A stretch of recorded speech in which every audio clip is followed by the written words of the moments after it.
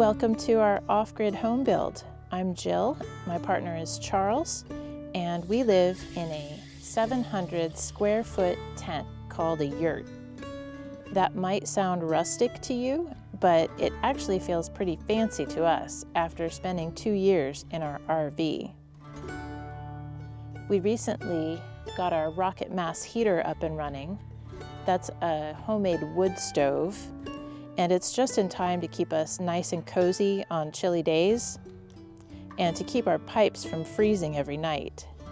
But we never did get a chance to completely fill the woodshed, so we're trying to get that done before the snow flies.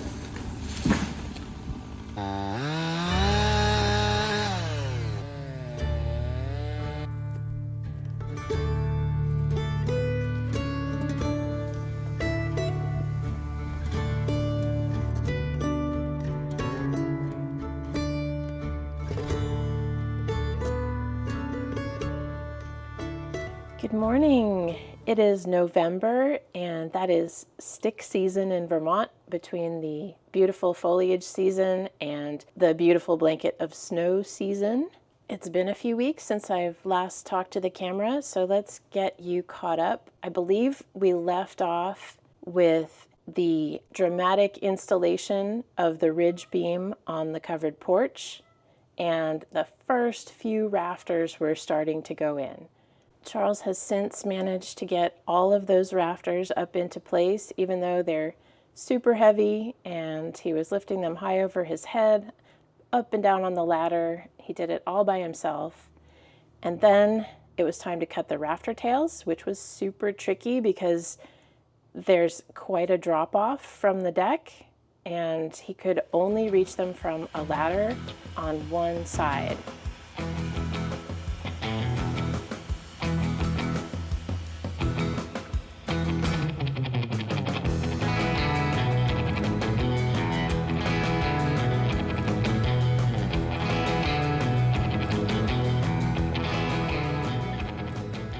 On the other side, he had to improvise some scaffolding, if you can call it that. He even improvised a safety harness. The back side of our porch is very, very high off the ground, and I don't have a lot of ladders and scaffolding and stuff, so I improvised a scaffolding on the back side. And it was just scary.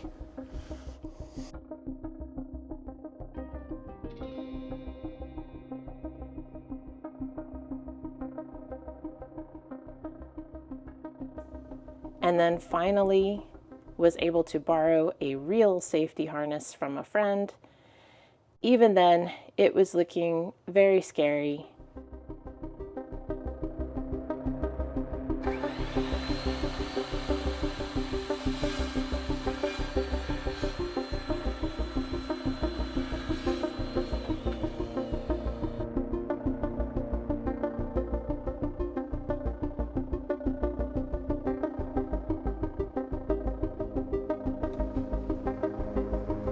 That looks like no fun.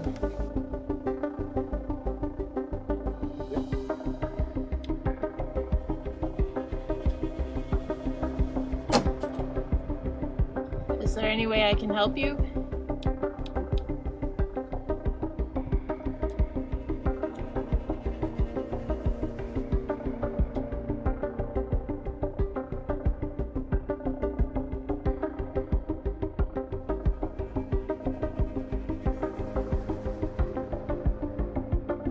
Perhaps I could help you with this one from the ladder.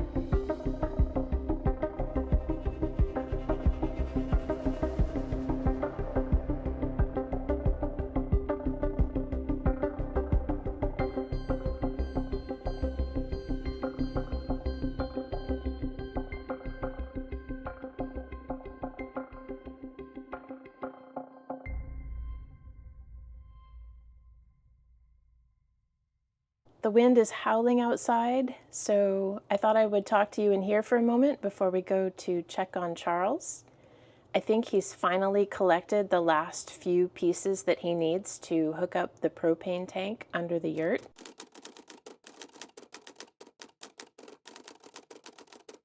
We've bought 2 large tanks to get us through the winter. We hope to not use too much of that fuel. We do use propane to heat our water and as our backup heating system with the radiant floor heat in the yurt. And we also need propane for the days when our solar power is not enough to produce electricity in the wintertime. You may remember that we had to get rid of the backup generator that we bought this summer. We did get the new one in.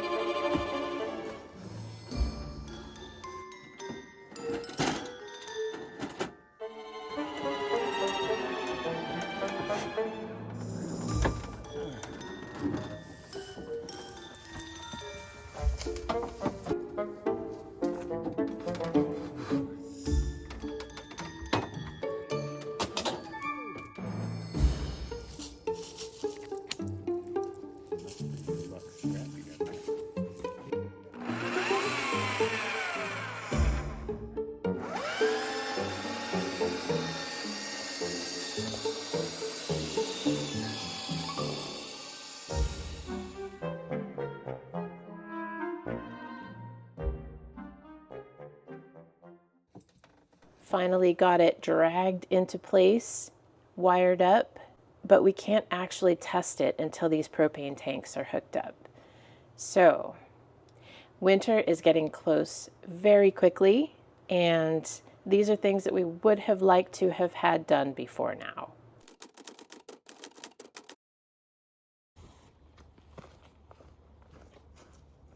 I've got a friend that was an arborist, and he has no fear of heights whatsoever, and he's good at tying off to be safe, ropes, harnesses. He has come over and helped me put the deck on the roof.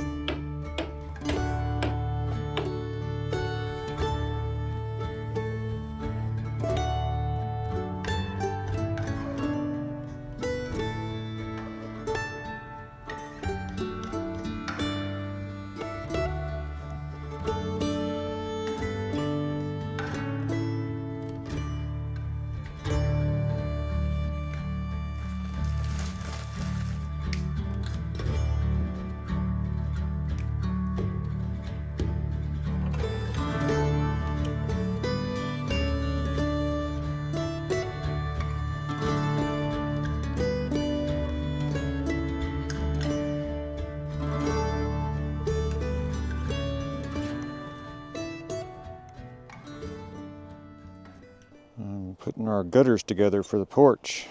We're going to try to get the roof on it by Thursday, actually by Tuesday, but we've got rain coming in on Thursday, and I want to be ready to catch it. The weather has been very dry lately, and our cisterns are about halfway down, so we've only got maybe 2,500 gallons in there, and I was hoping to go have them full, 4,500 gallons, before the really cold weather hits, because it's not always possible to catch water in the wintertime. And there's probably another 200 square feet that we'll be able to catch in addition to what we were.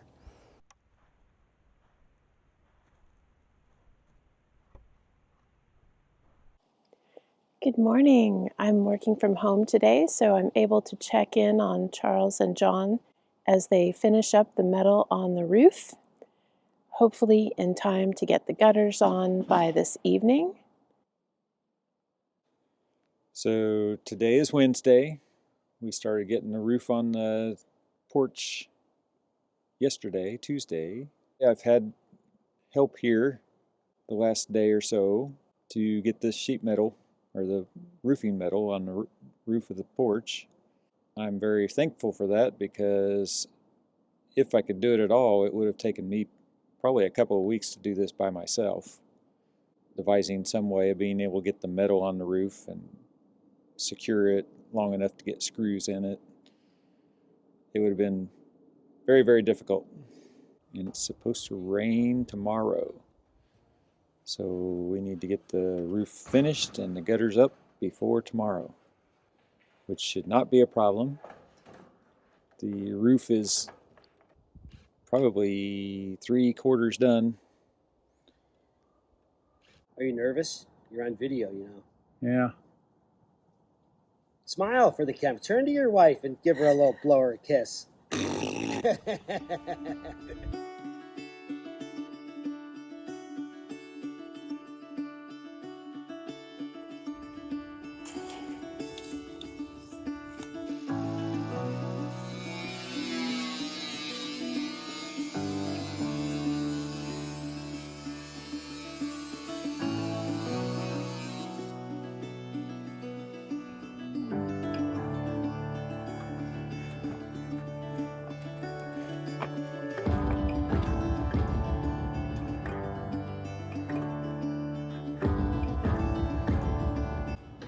Well, the days are getting short up here at this time of year, and the guys ran out of materials. But Charles was determined to get this done today.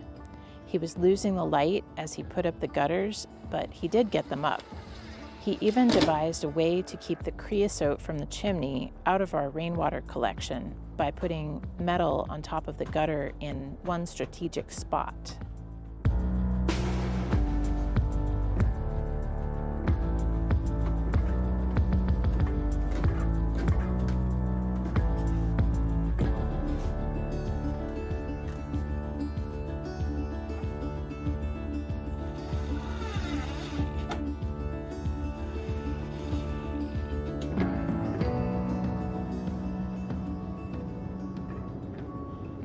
It's Thursday morning, the rain is coming, and I heard the propane truck trying to get up the driveway.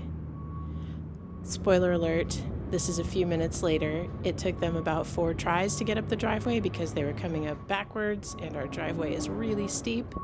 But I am so excited that they're here because we had to turn off our hot water when we took out our temporary propane tanks at the safety check. We can heat a limited amount of water with excess solar power, but that doesn't really keep warm overnight these days. And we need propane before we can even leave for the weekend. We can't go visit family in a neighboring state for Thanksgiving unless we have propane, which is our backup heating system when we're not here to tend the fire. So, momentarily, we should have both big propane tanks full, and then we will be officially ready for the winter. Oh, you might consider trimming those. So the good news is the rain came to test our gutters. The bad news is they do need to be raised up at least an inch or two on the fascia because some of the water is spitting right over the top of them. But luckily we're finding that out sooner than later, and it can be fixed easily. And here you can see the metal that overhangs the gutter to avoid collecting the contents of the chimney in our drinking water.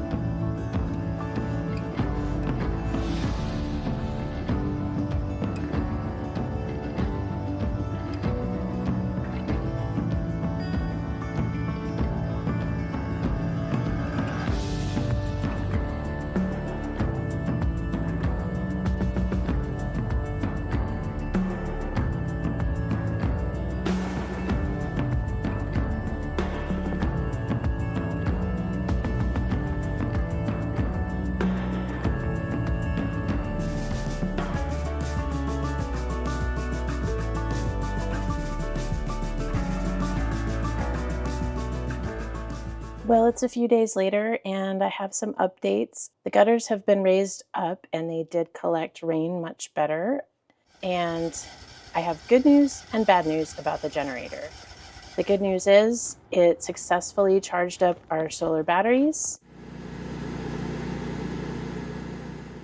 It's already putting out more power than the first generator did at a very, very stable frequency. And the bad news is I found out after the propane people left that they have marked us as summer only delivery because of our driveway. So that means that these 2 propane tanks need to last us the whole winter, no matter what. We hope they'll be enough, but that does make us nervous because we haven't tested it yet.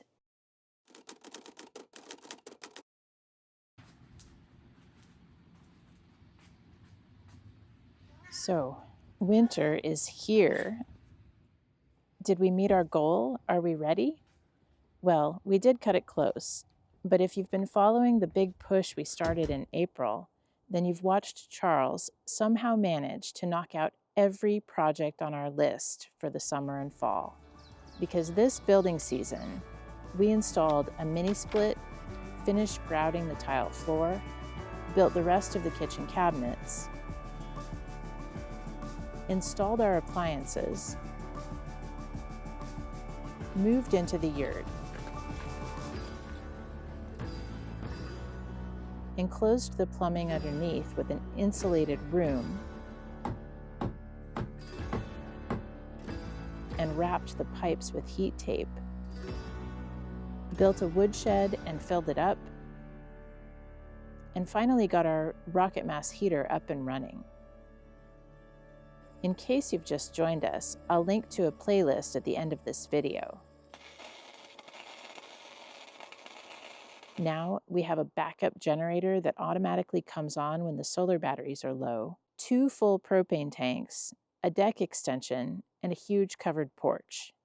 So we hope we're ready. And we hope you can join us for the next steps, because we're planning to screen in the covered porch, so by next spring the cats can enjoy it too. And Charles has been itching to build a footbridge to access the porch from the driveway. So until then, take care, and we'll see you the first Saturday of every month.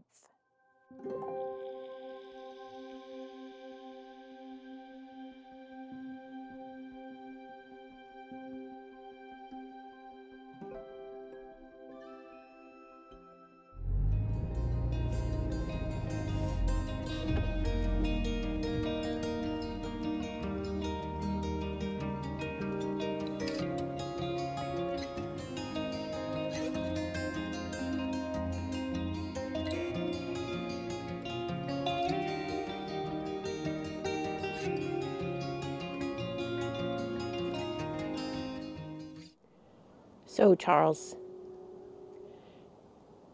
tell me about what you and John got done yesterday.